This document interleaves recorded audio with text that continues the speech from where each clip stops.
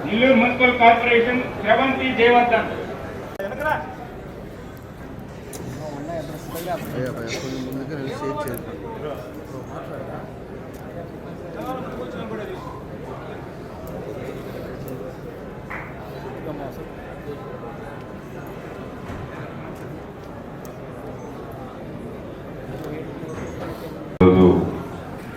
మే 13వ తేదీ జరిగేటువంటి ఎన్నికల్లో వైఎస్ఆర్ కాంగ్రెస్ పార్టీని ఆదరించి జగన్మోహన్ రెడ్డి గారికి అండగా నిలిచి వైఎస్ఆర్ కాంగ్రెస్ పార్టీ తరఫున పోటీ చేస్తున్నటువంటి పార్లమెంట్ అభ్యర్థి పెద్దలు విజయసాయి రెడ్డి గారు, దాంతో పాటు శాసనసభ్యులుగా పోటీ చేస్తున్నటువంటి సహచర సోదరులందరికీ మీ అండదండలు అందించాలనేటువంటి లక్ష్యంతో ఏర్పాటు చేసినటువంటి కార్యక్రమంలో నాతో పాటు పాల్గొంటున్నటువంటి పార్లమెంట్ సభ్యులు గౌరవనీయులు విజయసాయి రెడ్డి గారు, సోదరులు గౌరవనీయులు లోక్సభ సభ్యులు ఆదాల ప్రభాకర్ రెడ్డి గారు, శాసన మండలి సభ్యులు జిల్లా వైఎస్ఆర్ కాంగ్రెస్ పార్టీ అధ్యక్షులు చంద్రశేఖర్ రెడ్డి గారు, సోదరి మేయర్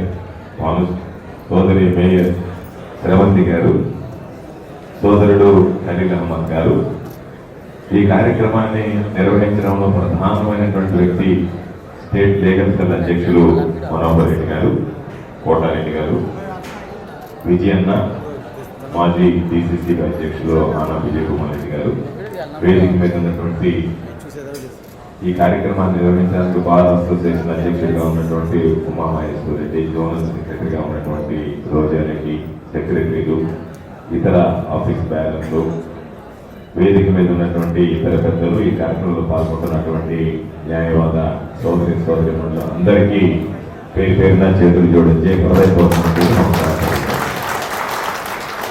ఈరోజు ఈ సమావేశానికి ప్రత్యేకత ఏమిటంటే, ఆత్మీయ సమావేశం అందరితో జరుగుతుంది.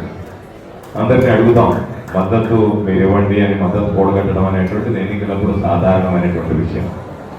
అయితే ప్రత్యేకించి మీతో ఉండేటువంటి అనుబంధ సంబంధాలతో పాటు మీకు 10 మందిని ఈ సమాజంలో మార్చగలిగినటువంటి, అనుకూలంగా ఓటు వేయించగలిగినటువంటి శక్తి, స్తోమత కలిగినటువంటి వ్యక్తులుగా ఈరోజు మేమందరం మీ దగ్గరకు వచ్చి మీరు మాకు ఆశీర్వాదం అందించండి అని చెప్పి కోరడానికి రావడం జరిగింది.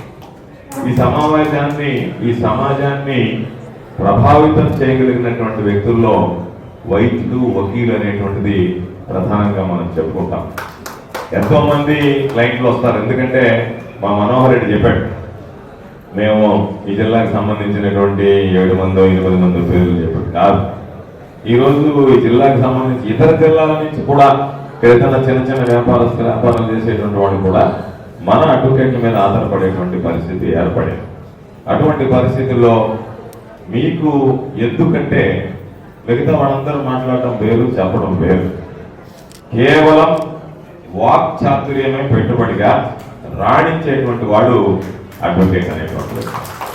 కాబట్టి ఎవరైనా వస్తే వాళ్ళని క్రాస్ ఎగ్జామినేషన్, అంటే వీళ్ళు ఎవరికి ఓటేస్తారు, ఎవరికి అనుకూలంగా ఉన్నారు, వీళ్ళని ఏ విధంగా మనం అనుకూలంగా మార్చుకోవాలనేటువంటి దానిలో అడ్వకేట్ల పాత్ర ప్రధానమైనటువంటిది అని చెప్పి నేను అభిప్రాయపడుతున్నాను.